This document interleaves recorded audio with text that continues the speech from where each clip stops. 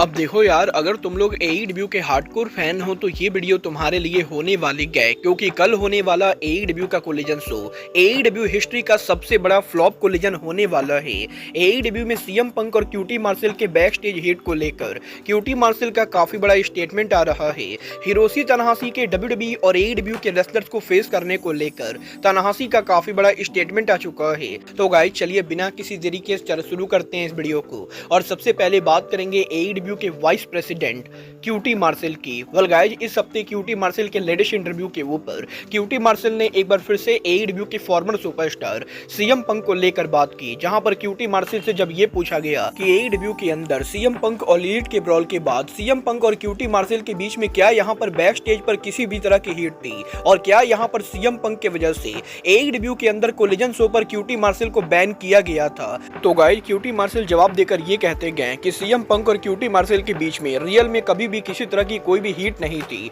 और social media के ऊपर क्यूटी मार्शल और सीएम पंक के हेट करने को लेकर जो रूमर चली थी वो रूमर यहां पर पूरी तरह से फॉल्स थी, और रियल में एईडब्ल्यू के अंदर सीएम पंक ने कोलिजन शो से यहां पर क्यूटी मार्शल को बैन नहीं किया था, बल्कि सीएम पंक और क्यूटी मार्शल ने पावर हाउस हॉब्स के बुकिंग को लेकर एईडब्ल्यू के बैक स्टेज के ऊपर म्यूचुअल डिसीजन लिया था। और क्यूटी मार्शल का यह कहना है कि जब सीएम पंक ने कोलिजन शो को शुरू किया था और वो एईडब्ल्यू कोलिजन रन कर रहे थे, उस समय QT Marshall Powerhouse Hobbs के साथ ऑन स्क्रीन के ऊपर काम करते थे, और QT Marshall Powerhouse Hobbs के मैनेजर के तौर पर काम कर रहे थे। और जब यहां पर एईडब्ल्यू के कोलिजन शो के ऊपर हॉब्स और क्यूटी मार्शल एक साथ टेलीविजन पर अपीयर हो रहे थे, वो चीज यहां पर सीएम पंक को बढ़िया नहीं लगी थी, और इसके बाद सीएम पंक ने बैक स्टेज एरिया के ऊपर एक बार यहां पर कोलिजन के ऊपर क्यूटी मार्शल को कन्फ्रंट किया था, और सीएम पंक ने क्यूटी मार्शल से बोला था कि उन्हें यहां पर यह लगता है कि पावर हाउस हॉब्स और मार्शल की स्टोरी लाइन एईडब्ल्यू के अंदर पावर हाउस हॉब्स की स्टार पावर को कम कर देगी।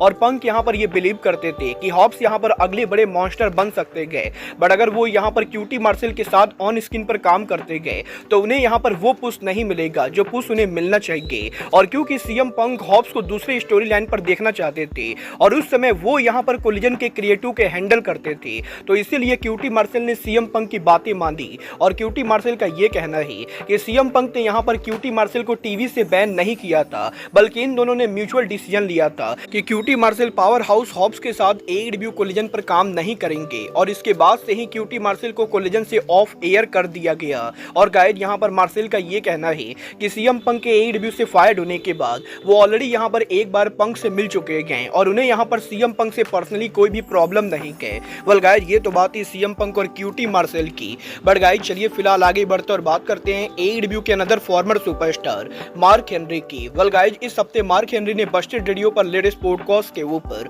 शेल्टन बेंजामिन के एईडब्ल्यू में डेब्यू को लेकर बात की। यहां पर मार्क हेनरी का ये कहना है कि वो हमेशा से शेल्टन बेंजामिन के बहुत ही बड़े फैन रहे गए, और जब यहां पर ब्रॉक लेसनर और बेंजामिन ने ओबीडब्ल्यू पर डेब्यू किया था, उसी समय से मार्क हेनरी ये बिलीव करते थे कि बेंजामिन यहां पर ब्रॉक लेसनर की तरह मेगा स्टार बन सकते गए, बट अनफॉर्चुनेटली डब्ल्यूडब्ल्यूई के अंदर बेंजामिन को कभी भी वो पुश नहीं मिला जो पुश यहां पर ब्रॉक लेसनर को मिला। और इसीलिए जब कुछ टाइम पहले मार्क हेनरी को ये पता चला कि बेंजामिन को डब्ल्यूडब्ल्यूई से बाहर किया गया है, उसी समय मार्क हेनरी ने टोनी खान को कॉल करके बोला था कि टोनी खान को बेंजामिन को साइन करना चाहिए, बट उस समय यहां पर टोनी खान ने कोई भी जवाब नहीं दिया, और मार्क हेनरी इस चीज को लेकर बहुत ही ज्यादा डिसअपॉइंटेड थे कि टोनी खान ने यहां पर बेंजामिन को साइन नहीं किया। बट गाइज, अब यहां पर जब मार्क हेनरी एईडब्ल्यू कंपनी को लीव कर चुके गए और टोनी खान ने फाइनली यहां पर बेंजामिन को साइन कर लिया है, तो मार्क हेनरी यहां पर इस चीज को लेकर काफी हैप्पी गए कि बेंजामिन फाइनली एईडब्ल्यू के ऊपर अब यहां पर एक बार फिर से उनके करियर को रिवाइव कर सकते गए। और मार्क हेनरी ये बिलीव करते गए कि शेल्टन बेंजामिन रिंग के अंदर जिस लेवल पर कंपीट करते गए,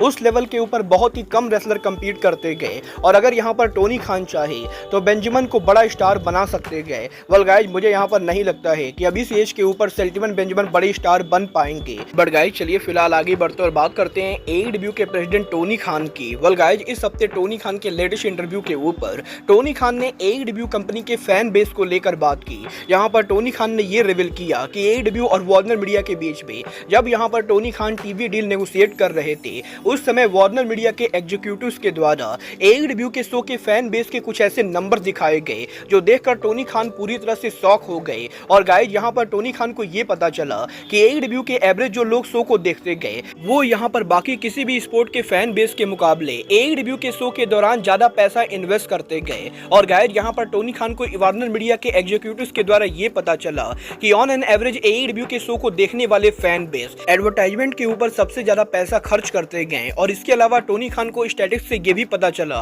कि और किसी भी स्पोर्ट के मुकाबले एईडब्ल्यू का फैन बेस एवरेज शो के ऊपर ज्यादा पैसे इन्वेस्ट करते गए। और गाइस टोनी खान इस चीज को लेकर काफी हैप्पी गए कि एईडब्ल्यू कंपनी के पास एक ऐसा फैन बेस है जो यहाँ पर कंपनी के ऊपर इतने पैसे इन्वेस्ट करता है और वो यहाँ पर एईडब्ल्यू के लॉयल फैन बेस का थैंक यू करना चाहेंगे। क्योंकि अगर यहाँ पर एईडब्ल्यू कंपनी का ये लॉयल फैन बेस नहीं होता तो एईडब्ल्यू कंपनी को इतनी बड़ी टीवी डील नहीं मिलती। और टोनी खान यहाँ पर एईडब्ल्यू के फ्यूचर के लिए काफी एक्साइटेड है। वेल गाइस ये तो बात ही टोनी खान की, बट गाइस चलिए फिलहाल आगे बढ़ते और बात करते हैं एनजेपीडब्ल्यू के प्रेसिडेंट हिरोशी तनाहाशी की। वेल गाइस इस हफ्ते तनाहाशी के लेटेस्ट इंटरव्यू के ऊपर हिरोशी तनाहाशी ने उनके रिटायरमेंट टूर को लेकर बात की, जहां पर हिरोशी तनाहाशी से जब ये पूछा गया कि वो यहां पर उनके रिटायरमेंट टूर के ऊपर क्या यहां पर एनजेपीडब्ल्यू के बाहर के रेसलर को फेस करेंगे। और गाइस यहां पर तनाहाशी से ये पूछा गया कि डब्ल्यूडब्ल्यूई और एईडब्ल्यू के अंदर क्या कोई ऐसा रेसलर है जिसे यहां पर तनाहाशी उनके रिटायरमेंट से पहले फेस करना चाहते गए। तो गाइस तनाहाशी जवाब देकर ये कहते गए